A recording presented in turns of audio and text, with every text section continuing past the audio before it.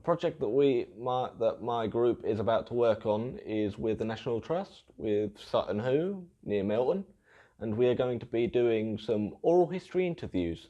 We're going to be working with Sutton Hoo, which is a branch of the National Trust up in North Woodbridge. We're going to be working within their oral history project, which is to interview people to find out how environment and history comes together. We're going to be seeing if there is a relationship between the public history side of the Heritage Trust and the environmental side, seeing if the landscape has influenced visitor experience over a wide strata of society.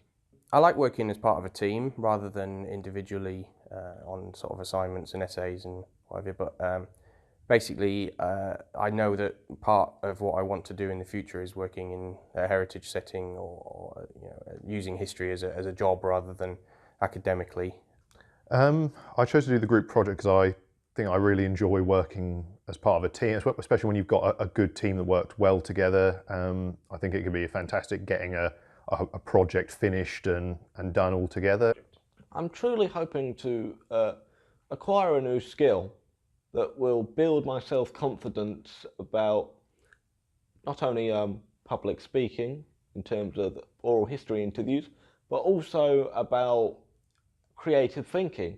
Part of the project is we're going to get trained on how to undertake oral history interviews by the Oral History Society, so that's going to be useful for my CV in terms of good experience and skills for future employment. And the project itself I think is very interesting to me.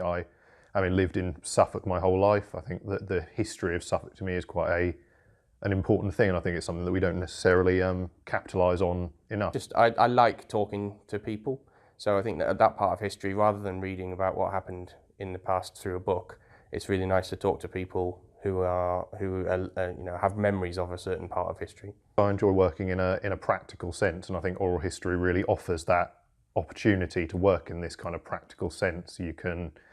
Interviewing people is sometimes a lot more personal than reading a diary that they've written or reading some correspondence from them. You get to know the person and get to know the history that they've experienced.